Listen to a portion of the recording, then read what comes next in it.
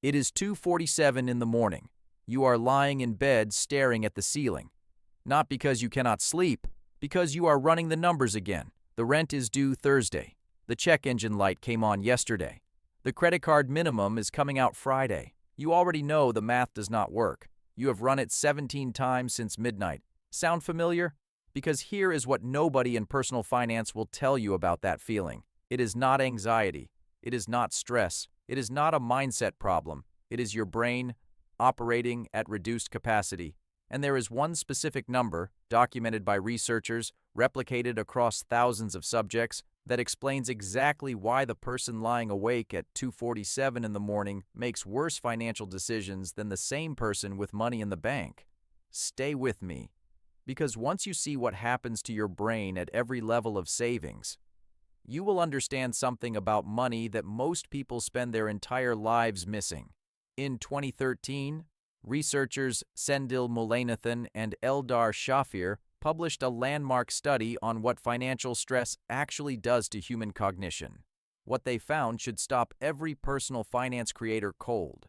Financial scarcity costs the brain approximately 13 IQ points. Not stress, not anxiety. IQ points, measurable, documented, consistent cognitive impairment produced directly by the experience of not having enough money. 13 points is the difference between average cognitive function and borderline impaired. It is the equivalent of losing a full night of sleep. Every single day you are broke. They called this the scarcity tunnel. When the brain is under financial threat, it tunnels. It narrows its entire focus to the immediate problem directly in front of it. Everything outside the tunnel disappears. Long-term planning, future consequences, the compounding value of a small, consistent habit. All of it vanishes. The tunnel only shows Thursday, and the moment your brain enters that tunnel, the most profitable industries in America are already waiting at the entrance. Here is who profits from the scarcity tunnel. The consumer debt industry was not accidentally designed around people with empty savings accounts. Payday lenders charge 391% APR specifically because the $0 brain cannot calculate long-term cost. It can only see the immediate relief of $400 right now. Credit card companies set minimum payments at 2% of the balance specifically because the $0 brain chooses the smallest immediate number. A $5,000 credit card balance, paid at the 2% minimum, at 24% interest, takes 50 years to pay off, and costs $60,000 in interest, not $5,000, $60,000. The scarcity tunnel is not just a psychological condition. It is the most profitable customer state in the history of consumer finance. This is what I call the scarcity brain. And the scarcity brain is not broken. It is doing exactly what it evolved to do, prioritizing immediate survival over long-term planning. In a world without savings accounts or compound interest, that was the correct strategy. In the modern financial world, it is the most expensive operating state a person can be in. But here is what changes everything. Every level of savings produces a measurably different brain, not a different attitude, not a different mindset, a different neurological operating state, different cognitive capacity, different cortisol levels, different relationship to risk, different ability to see the future. The money in the account is not the point. The brain the money produces is the point. I want to tell you about Elena. Elena is 31, school administrator, $47,000 a year. She has lived at all 4 levels I am about to describe within the last 6 years. At 25, she had $0 and a $2,800 car repair on a credit card at 24% interest. She spent 8 months paying it off. She describes that period as the one where she felt like she was always one text message away from a crisis. That feeling has a name. It is the scarcity brain running the scarcity tunnel. And it does not feel like a tunnel from the inside. It feels like reality. Here is what changes at $1,000. The cortisol response to a minor emergency begins to dampen. Not dramatically, not completely, but measurably. The phone rings and it is not automatically a threat. The car makes a noise and it is annoying, rather than terrifying. Sleep begins to change, lighter, less interrupted by calculations running in the background at 2:47 in the morning. $1,000 is the threshold where the nervous system registers for the first time that a buffer exists between a problem and a catastrophe. Elena hit $1,000 at 27. "I didn't feel rich," she said. "I just stopped flinching." That stopped flinching is the cortisol dropping. It is the beginning of the scarcity tunnel starting to widen. The scarcity brain is becoming the buffer brain. It can finally see the next week instead of just tomorrow. Now here is what changes at $10,000. This is the level that changes everything. $10,000 covers almost every normal crisis life throws at a person. New transmission, $2,800. Emergency room visit with insurance, $1,500. 1 month of rent after a layoff, $1,800. Emergency flight home, $800. Broken laptop when you work from home, $1,200. Every one of these fits inside $10,000 with room remaining. But the change is not financial.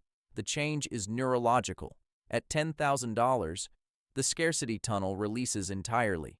The 13 IQ points come back.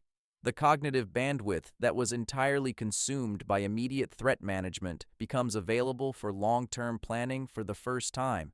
You negotiate differently. You carry yourself differently. You make choices from options rather than from panic. You can say no to extra shifts, bad projects, toxic clients, because you have runway. The word no becomes available at $10,000. Below that threshold, it costs too much. Elena hit $10,000 at 29. She turned down a job offer that would have been a 20% pay increase because the management culture was wrong. At 25, she would have taken that job the same day.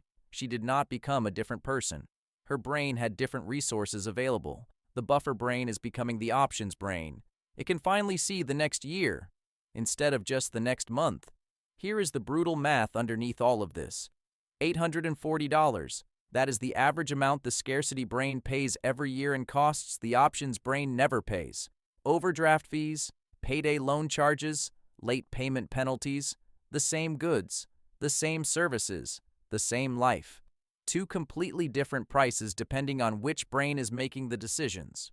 $840 a year, invested instead at 7% over 30 years, $147,000. Not from new income. From the difference between what the scarcity brain pays and what the options brain pays.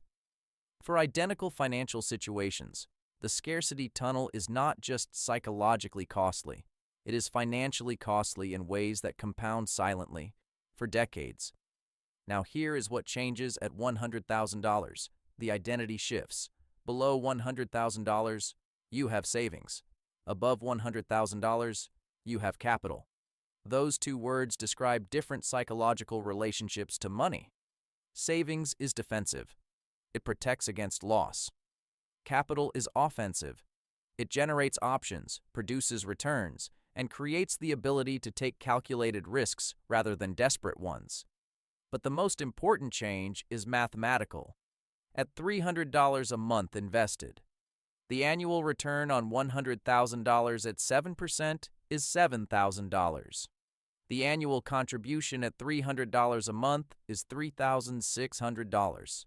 The money is now generating almost twice what you are putting in.